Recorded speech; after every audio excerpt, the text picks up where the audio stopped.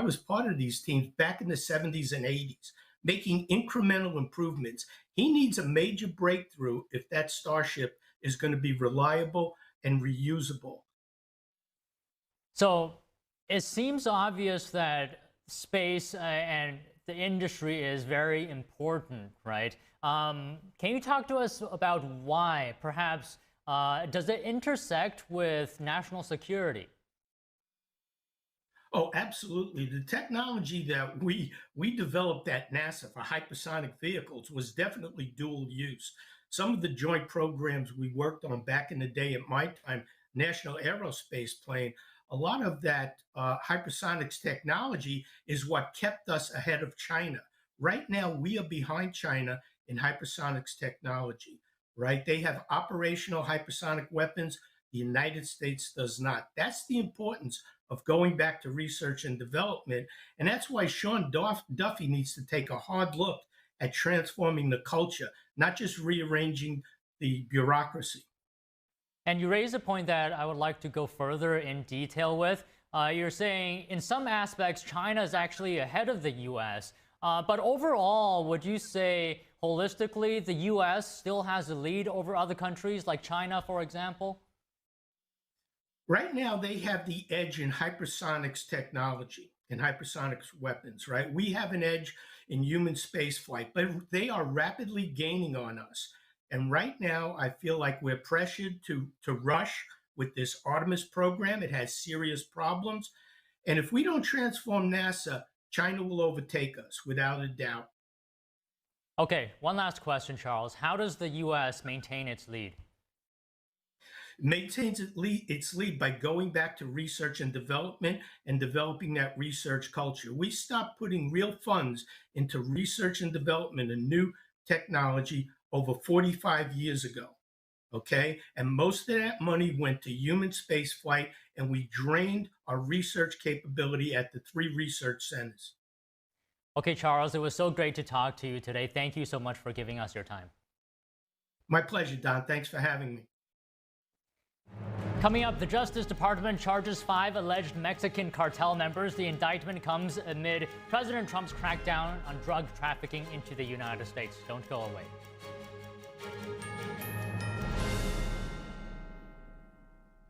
What if you could whiten your teeth by simply brushing your teeth? Now you can with Smile Actives, the teeth whitening breakthrough that safely gets your teeth white and keeps them white every day, just by brushing your teeth.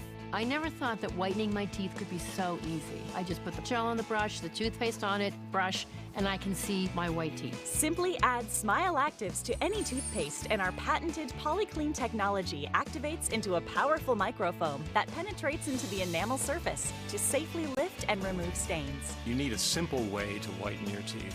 Without strips, without trays, without going to the dentist. And it was about time that a product was developed that you would be able to do that with just brushing. And now Smile Actives is even better with new Pro Whitening Gel with 33% greater whitening power, clinically shown to whiten teeth faster, up to 8 shades. 100% of users saw whiter teeth. On food stains, coffee and wine stains, even on veneers, crowns, and dentures. I eat the blueberries, I drink the coffee, and I know that Smile Actives will keep my teeth white every day. If you could use something so easy like Smile Actives to take yellow teeth to white teeth, why wouldn't you? Why spend hundreds of dollars for whitening treatments at the dentist when now you can whiten your teeth with new Smile Actives Pro Whitening Gel every time you brush your teeth? Call or go to smileactives.com and for a limited time get new Pro Whitening Gel for just $24.95. Order in the next 5 minutes and buy one, get one absolutely free for just $24.95. That's 2 for 1 and save 58%. We'll even include free shipping. Get your teeth whiter guaranteed or return it within 60 days for your money back. I smile every day now. The difference is literally night and day. So now I'm always smiling, always choosing, because now my teeth are much whiter. This offer is not available in stores, so call or click now before the special buy one, get one free offer goes away. You don't focus on you. I put himself first. That's what a dad does.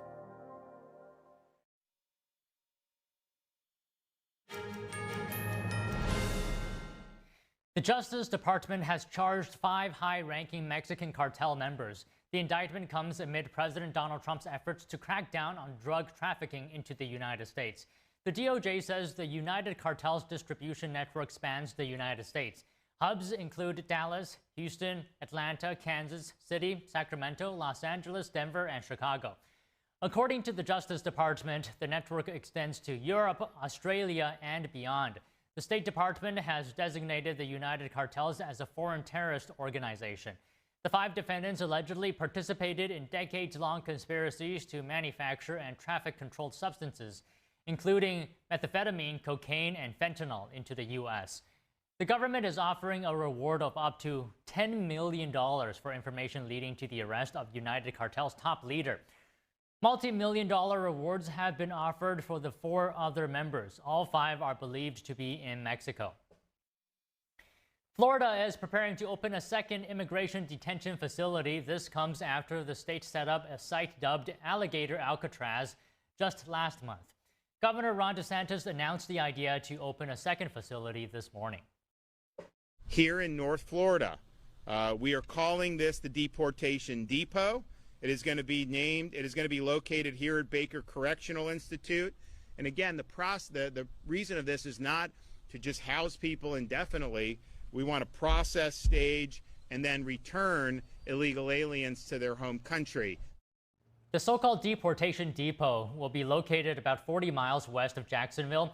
It is expected to hold 1,300 immigration detention beds, but state officials say the capacity could be expanded to 2,000 beds. DeSantis says the Trump administration needs the additional capacity to hold and deport more immigrants. That's why Florida is setting up a second detention center after recently opening Alligator Alcatraz. Florida's Attorney General has moved to ban a potent synthetic opioid known as 7-OH. The emergency order makes the drug illegal to sell in the state, putting it in the same category as heroin and LSD. So it is a significant painkiller. It has been proven to be highly addictive and easily can be overdosed. So we've seen it marketed and targeted to kids. We are taking emergency action now because we see immediate danger. 7-OH is a natural substance from a plant, but officials say products on the market contain concentrated amounts of the substance made through chemical manipulation. Federal regulators warn 7-OH can be more potent than morphine. The substance is sometimes found in products like drinks and gummies. Officials say some 7-OH products are marketed to children. Political tensions in Texas continue. An Illinois judge yesterday denied Texas Attorney General Ken Paxton's request to enforce civil arrest warrants for the Texas House Democrats. The Democrats left the state trying to block a redistricting effort. If the redistricting is successful, it could land Republicans 5 additional U.S. House seats. Dozens of Texas House Democrats left the Lone Star State on August 3rd and have assembled in Illinois. They're trying to prevent the redistricting by denying the State House of Representatives a quorum. Democrats have received criticism for assembling in Illinois, a state often accused of redistricting in favor of Democrats. NBC host Kirsten Welker recently questioned Governor J.B. Pritzker on the topic. Welker said every major group that grades the fairness of congressional maps gives Illinois an F. Meanwhile, the Texas State Senate this week passed a map approving the 5 congressional seats. The Texas House must approve the map before Texas Governor Greg Abbott can sign it into law. President Trump aims to extend federal control of the D.C. Metropolitan Police. Congressional approval is usually needed, and Democrats are pushing back. NTD's Melina Weisskopf reports.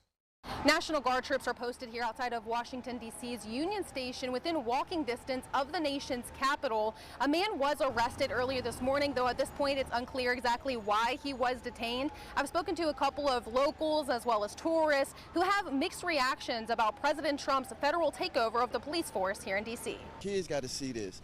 Why is this? Why is that? So you got to explain and teach them, well, hey, you ain't did nothing but just the possibility of us getting up, waking up in the morning.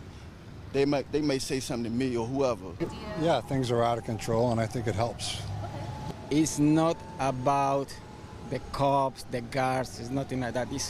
We need, as a people, we need to do the right things, and we can live better. if we do the right things. Last night, there was a vehicle security checkpoint set up at 14th Street Northwest, which is a very busy area here in Washington, D.C. And there were protesters lining the streets trying to get vehicles to turn away from that security checkpoint. Take a look at that protest. So we're trying to get people to turn left so that nobody drives down this street and doesn't have to be wrongfully detained.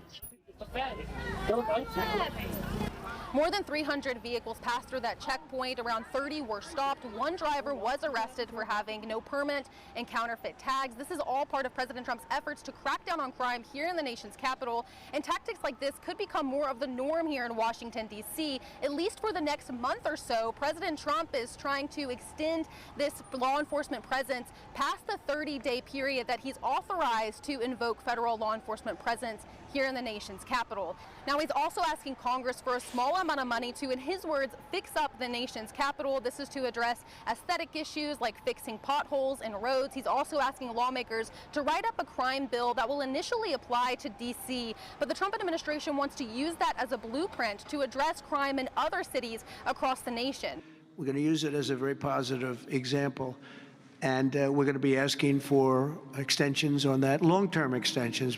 But Democrats are already pushing back on this effort. For example, you see Senate Minority Leader Chuck Schumer, who said that there is no way Democrats in the Senate will support bills like this once they are introduced in Congress. Anticipating this Democrat pushback, Trump says that he's prepared to declare a national emergency if needed to skirt Congress's approval. Reporting from Washington, D.C., Melina Weisskopf, NTD News. Coming up, President Trump is set to meet with Russian President Putin tomorrow for ceasefire negotiations. What leverage does Washington have over Moscow? We discuss with the national security analyst. Stay tuned.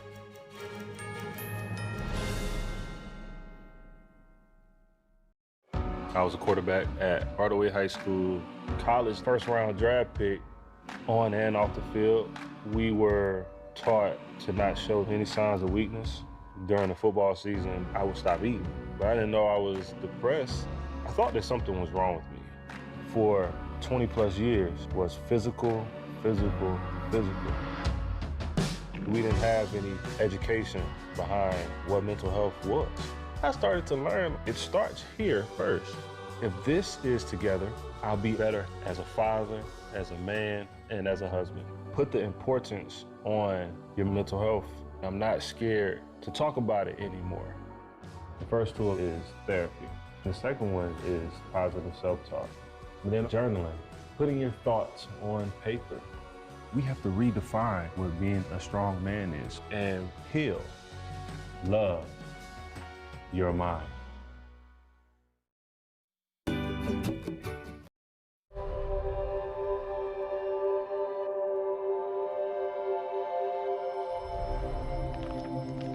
My 15-year-old son, Ethan, and I had a fun and relaxing morning. We returned home, and Ethan walked to his best friend's house an hour later. I heard the ambulance scream by the street, carrying my beautiful boy. Ethan was shot in the head in his best friend's house with an unsecured gun. He had zero chance of survival. The father, the gun owner, he stored his 3 guns and bullets in a shoebox. How do you feel? That has to be the most horrific experience that a human could ever have. David, would you give any advice? First thing you do is not keep your ammunition with your weapons, and that your weapons need to be locked at all times.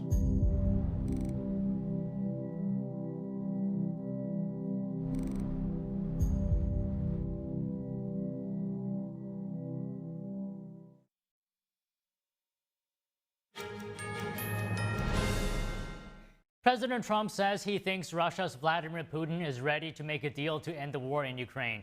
This is less than 24 hours before a historic summit between the two presidents. NTD's international correspondent Arian Pazdar has more on the upcoming meeting. Let's see how the talks go. And we're hopeful. We want there to be a peace. We're going to do everything we can to achieve one. Secretary of State Marco Rubio on Thursday saying the U.S. is doing its best in working toward peace in Ukraine. President Trump is set to meet with Russian President Vladimir Putin on Friday in Alaska. Rubio commented on the goals of the summit. There'll have to be some conversation about security guarantees. There'll have to be some conversation about, territorial disputes and claims and what they're fighting over. All these things will be part of a comprehensive thing. But I think the president's hope is to achieve some stoppage of fighting so that those conversations can happen. Also on Thursday, Trump said he thinks Russia is ready to find an agreement to end the fighting. The president told Fox News, "I think he's going to make a deal." But he added, "I don't know that we're going to get an immediate ceasefire." Trump says Friday's meeting might pave the way for a second summit, which would include Ukrainian President Volodymyr Zelensky. Meanwhile in Russia, Putin on Thursday suggesting Washington and Moscow could make a deal on nuclear arms control. At the next stage, we might reach agreements in the area of control over strategic offensive weapons. He added that the US is making a sincere effort to resolve the conflict in Ukraine. Putin says the Trump administration is trying to end the crisis and reach agreements that are in the interest of all parties involved in the conflict. And the Kremlin released a schedule for Friday's summit. The meeting in Alaska will begin at 11:30 a.m. local time on Friday. That's 3:30 Eastern time. The two leaders will start with a one-on-one session, followed by talks between their full delegations. According to Russia, Trump and Putin are scheduled to hold a joint press conference after the talks. It's not clear yet what time the presser is expected to start. Arian Pastar, NTD News. Joining us now for analysis of President Trump's upcoming meeting with Russia's President Putin is Armen Kurdian, foreign policy and national security analyst and retired U.S. Navy captain. Good afternoon, Armen. So Trump warned of very severe consequences if Putin refuses to end the war after this summit. What would you say? What is your best guess of what those consequences might be? Well, Don, honestly, I think that this summit might be more effective if Trump had actually imposed some of these sanctions. That way, Putin would have something additional that he would want to work towards actually eliminating. I think basically Putin is going to inveigle and obfuscate his way to try to delay any imposition of some of these sanctions. I think what we're looking at are, first of all, maybe secondary sanctions on countries that buy oil from Russia. That's number one. Number two, I think you want to sanction a lot of maybe Russian oligarchs, a lot of businessmen, a lot of his supporters who perhaps have assets outside the country, although I think over $300 billion of Russian assets have already been frozen. Perhaps something that's rather draconian is taking Russia off of the petrodollar market. You have a way of actually eliminating their ability to do banking in US dollars, which would really slow things down for them. But right now, he's still able to finance his industry internally. He's borrowing money. He's pushing his economy all the way to the limit to build drones, to build artillery, and all of this war machine that's going into Ukraine, whereas the West is not nearly as focused on the war machine, although we have 10, 20 times, 50 times the economic might that Russia has on its own. So based on the disparity, some of these factors, we're still kind of even out here. But really, I think we need to have more than just threats. We need to have Putin under more pressure before we actually go into this summit. So are you saying pressure is the key here? At this point, do we know what exactly could convince Putin to end the war he started on Ukraine? Well, I think number one, if he is unable to continue to finance, for example, all these drones, all these weapons he's building at a rate 20, 30 times of what he was doing when he was first went into the war, maybe unable to pay, say, the North Korean soldiers that are coming in. If he doesn't have that money, and a lot of his money is coming from outside the country, when Russia's buying oil, you have other countries in the world that are buying oil. Maybe they're on their border of Russia or very close, and they want to maintain good neighbors.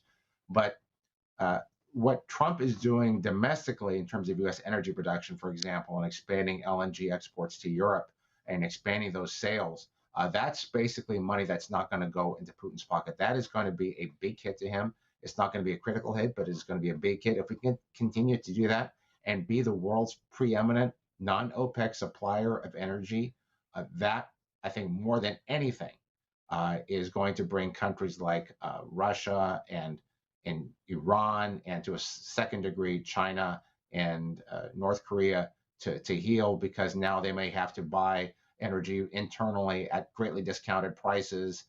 And that's going to be an impact to those countries as well that are selling that energy. And we need to get our Western powers and other neutral nations on board with these types of sanctions and these types of economic pressure that goes onto Putin. So it is, quite frankly, the way you end this war is you starve Putin of money to basically fund his war machine.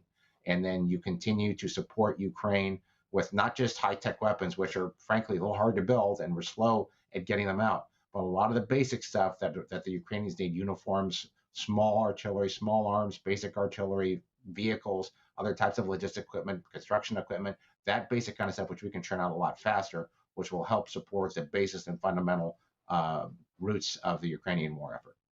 Right, that's a good point you make there, Armin. And if we're looking at the meeting and who's attending, for example, Russia's foreign minister, or rather Minister of Foreign Affairs, Minister of Defense, Minister of Finance, and others, does that tell us about any potential signals about how Russia is prioritizing this meeting? What are its priorities? I think what it says is they're basically going in, they're probably all unified. Putin surrounds himself with loyalists, at least in his inner circle. I don't know about the rest of the government. Perhaps, as you know, talk about what the U.S. can do, finding maybe some folks with a sympathetic ear in the Russian government and trying to get some kind of information operations into them to try to end this war that way internally. But frankly, they're going to be there to try to tell him how to respond to a lot of the U.S. counter operations. This is basically going to be, you know, a sword fight in Alaska. You know, you got a couple of major world leaders that are going to be out there fencing, trying to find an advantage. And, you know, it's going to be, you know, a parry, you know, stab, parry, and try to come to a conclusion. But the only way that I think there can be any success is if, at the very least, if we're not going to impose sanctions ahead of time, then Trump needs to say either we come out of here with a ceasefire within 24 or 48 hours. You know, it can be unconditional. We just sort of stop the fighting, or else the sanctions go in place. I don't believe that Putin. Go ahead. Sorry to interrupt. Okay. I was just wondering, you were talking about success there. Are you optimistic for what might come out of the meeting? Actually, I'm not. I'm not optimistic whatsoever about what might actually come out of this meeting. I think Putin is going to say whatever he can to try to extend things. He's going to continue to try to obfuscate. He's going to say one thing. He's going to do another. And I think, you know, Trump has done an incredible job in his short time as president. He's brought four other local conflicts to an end. I mean, that is saying something. That is a heck of a lot more than what the previous administration has actually done. But every U.S. leader, going back to George W. Bush and Clinton, have not managed Russia the way that they need to be managed. Russia understands strength. Russia understands action. They don't necessarily understand talk. Well, I would say they don't understand talk. They do understand talk, because Putin sees Trump's desire and willingness and strong wanting to make a deal as his weakness. And I think he's going to use that. And you know, as a secondary effect, it's Trump's ego. I made a deal. I brought this to an end. Trump is using that against him kind of psychologically. And I don't know if Trump really fully understands what is actually happening, because in all the other conflicts that he's been able to resolve this year, there has been a willingness on both sides to end fighting. They didn't want to expand it. There is not that on this side of Russia. And maybe Trump realizes that, but I don't know if he fully understands that Putin is trying to use this, his own ego against him, if you will, to try to end this conflict. So Trump has suggested swapping territory, but Zelensky has publicly pushed back against the idea of ceding territory to Russia. How do you think this idea of territorial concessions, how is it going to play out? I don't think it's going to play out very well. I would not be negotiating in public or making those kinds of public comments. You know, if you go back in history, 5,000 years, you know, whether you're right or whether you're wrong, whether you're on the side of good or on the side of evil, the fact of the matter is, when you take territory and you control it with your army and nobody can take it away from you, it belongs to you. Whether or not it's legally recognized or whatever, it belongs to you. And Russia has taken it and they control it. They don't necessarily legally haven't annexed it. It's not recognized in the eyes of the world, but they control it. And the only way to get them off of there is to give them something else that makes them want to voluntarily leave or to forcibly expel them. And that the forcible expulsion hasn't happened, although it's come at an exceptionally heavy price, probably 50 times heavier than Putin actually thought it was actually going to be. So if there is any kind of exchange or other types, maybe buffer zones or demilitarized zones, that's going to have to be decided by the Ukrainian people. Zelensky is not going to make that decision on his own. I'm sure he's going to want the large majority, if not unanimous consent from his own parliament, his supporters and his detractors to agree to that. That is not something that you want to kind of make a decision. Yeah, I'm giving up part of my country. I mean, the country could actually break up into civil war and actually make things worse. So it's, Russia is very happy to have what they have. They want to take more. Ukraine doesn't want to give anything up. And as you can see, there is a lot of space between those two sides. Okay, just one last thing, and a follow-up of what you said earlier about you not being very optimistic about what might come out of this meeting. How much do you think the results of this meeting could impact overall peace negotiations? Well, just the fact that they're actually talking, I mean, if you want to find any kind of silver lining, is a positive. But this kind of summit, it needs to be more than just the U.S. and Russia and Ukraine. All the other countries with a vested interest in seeing this war stop, every government in Europe needs to be fully involved, needs to be applying greater pressure, needs to be applying diplomatic pressure. Perhaps if there was some larger summit, I'm thinking, do you have 30, 40, 50 world leaders coming together to try to end this war, find a way to stop it and make it end. And spend a week doing it and with an agenda or thoughts. It might take that kind of no holds barred, all out diplomatic effort on the part of the global community as a whole to end this conflict, because thousands of lives are being lost. Almost 1 million total on both sides. That the human toll has been terrible, and it's destabilizing. It's destabilizing the world. A lot of the U.S. industrial capacity is going into this war, fighting a war that is not ours, that should never have started in the first place. And that, I think, is something that everybody has got to remember, that this is a mess that Trump inherited, and he's trying to do the best he can to try to end it. Right, and we'll find out how it goes in less than 24 hours. And Trump said earlier as well, he'll know in the first few minutes of the meeting how it's going to go. Oh, all right, That's Armin, exactly it's right. always great to talk to you. Thank you so much. Thanks, Don. Have a great day. In the city of Anchorage, the mayor says the city is excited and ready to host the Trump-Putin meeting tomorrow. We'll be prepared and ready for whatever we need to support.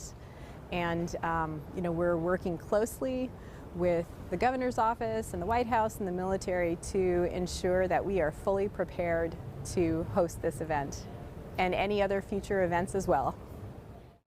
Trump said yesterday that this week's meeting could swiftly be followed by a second that would include the leader of Ukraine. Mayor LaFrance says the city is ready for any demonstrations or expressions of free speech. She said she's hopeful the meeting will lead to peace and an end to the war. At the same time, the floodwater in the capital city of Juneau in Alaska has been effectively contained. This comes after the city installed emergency levees, which prevented widespread damage from a flood unleashed by a glacier. Officials have been urging residents to evacuate the flood zone in recent days. A torrent began to hit the city after a nearby ice dam unleashed a massive amount of melted snow water downstream. Flooding has been a recurring problem for Juneau since 2011. Last year, the city saw many homes and properties washed away by the torrent. But there is no report of damage this time around. Mexico City has launched the 20th edition of the Torta Fair. The event commenced with the unveiling of what organizers claim is the world's largest torta. Stay tuned for that.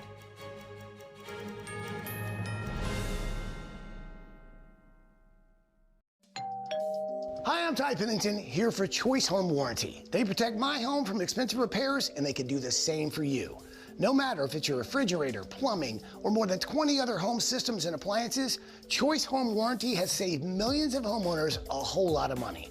For a low monthly fee, you get their nationwide network of trusted local technicians with plans that cover repairs and replacements done quickly and the right way. No more headaches searching for technicians. No more budget-breaking chaos. Just a peace of mind of having Choice Home Warranty at your service. Call Choice Home Warranty now and save big with their special offer of your first month free and free limited roof coverage. Call now.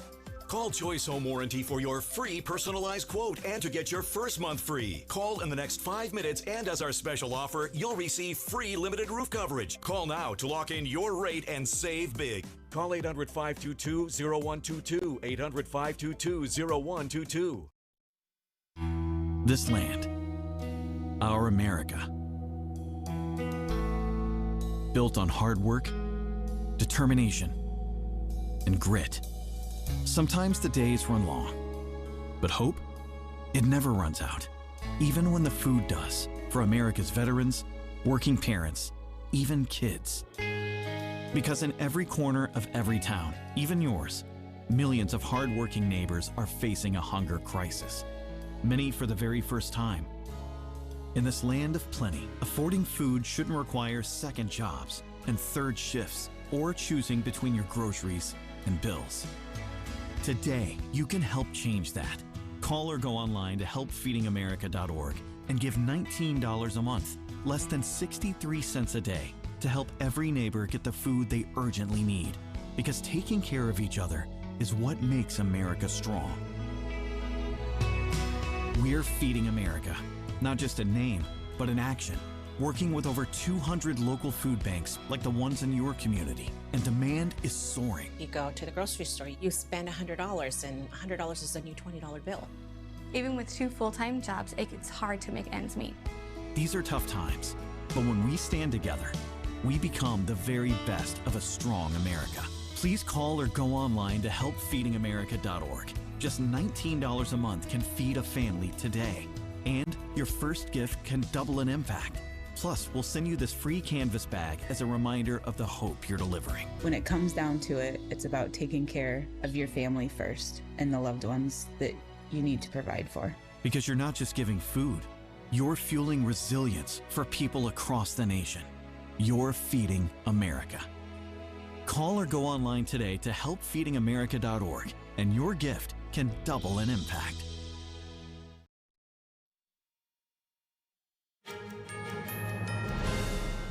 Chinese artificial intelligence company DeepSeek is reportedly pushing back releasing a new model after failing to train it using Huawei's chips. The move underscores China's reliance on U.S. technology, plus the limits in its push to become self-dependent. The report comes from Financial Times, citing people familiar with the matter. The outlet reported that Chinese authorities urged DeepSeek to use Huawei's Ascend processor rather than NVIDIA's products. NVIDIA is a leading U.S. company making chips that power AI chatbots. DeepSeek reportedly used Huawei chips for first, but ran into constant tech issues. It had to switch to NVIDIA chips instead. President Trump struck a deal with NVIDIA. Under it, the company has to share 15% of its H20 chip sales to China with the U.S. government. Chinese state media discouraged companies from using NVIDIA's chips following the deal. Microchips are at the heart of U.S.-China competition as they power our modern life, from cars, laptops to military weapons. The U.S. government has been trying to limit Beijing's access to advanced U.S. microchips over concerns that it could enhance its military capability. Trump said NVIDIA's H20 chips are an old chip that China already has. NVIDIA has made H20 less powerful than its top-performing chips to adhere to export control restrictions. Last week, OpenAI released its first artificial intelligence model since releasing ChatGPT. It comes as the company tries to get ahead of the curve amid rising competition from China's DeepSeek. The release comes a half a year after DeepSeek launched an AI model similar to ChatGPT. The news sent shockwaves in the market and raised concerns that China is narrowing the gap in its AI race with the U.S. The 20th edition of the Torta Fair is underway in Mexico City. The torta is a Mexican sandwich, and event organizers say they have now set a new sandwich record. Let's take a look. The event began Wednesday with the unveiling of what organizers say is the world's largest torta. The sandwich measured over 295 feet long and weighed over 1 ton. More than 90 national and international vendors collaborated to create this massive sandwich. Over 50 specially chosen ingredients were used. I loved it. It's a very beautiful place. The giant torta is spectacular. Everything here is delicious. I think I could come back here. The fair has produced a total of 3,800 feet of giant torta since its inception 20 years ago. It is a key tradition of the event. It's an incredible and pleasant experience if you come with family, and it's great. Well, the best torta I've tried is the seafood one. Event organizers say visitors can sample tortas ranging from traditional to exotic fillings such as insects and wild boar. The 5-day festival includes live performances from over 50 artists.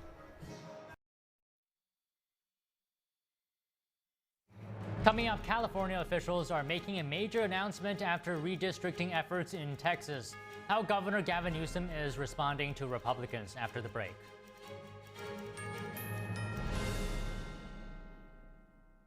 As we naturally age, many people are getting zero amount of this incredible and unique substance. That's when we start seeing an impact in our joints, skin, nails, and even our digestion. People ask me, Dr. X, what is the #1 supplement I should be taking? My answer is multi-collagen protein. People's reactions to me, people were like, what are you doing? What is going on? You look amazing. You have a glow about you. What makes Ancient Nutrition Multi-Collagen stand out from other brands? 10 types of collagen. It's grass-fed, pasture-raised with vitamin C and probiotics. It's proven to reduce joint discomfort rapidly, continuously, and persistently. It improves the appearance of crow's feet after 4 weeks and improves skin tone after 8 weeks. And it promotes hair thickness, growth, and a reduction in hair breakage. It has transformed everything from my hair. Like, my hair was starting to kind of just, come out. And I don't have that anymore. My skin feels amazing. Call the number on your screen and find out how to get a free bottle when you order, plus free shipping and our 30-day money-back guarantee. And as a bonus, we will include Dr. Josh Axe and Jordan Rubin's revolutionary book, Multi-Collagen Makeover, free with your order, plus free shipping and free returns. I have implicit trust in Dr. Axe because the plan worked. I'm living proof of it. This is the collagen protein that is backed by clinical studies. It's what my family uses, it's what I use, and I know you're going to benefit in a big way as well. Love the results or get your money back. This special TV offer is not available in stores. Call the number on your screen or go online now. The bladder control aisle. You won't shop here again. Your private business is your own. The constant struggle is over. Now there's a better way. It's HDIS. We home deliver bladder control products. We understand how you feel. For over 25 years, we've home delivered to many of the 20 million Americans who deal with incontinence.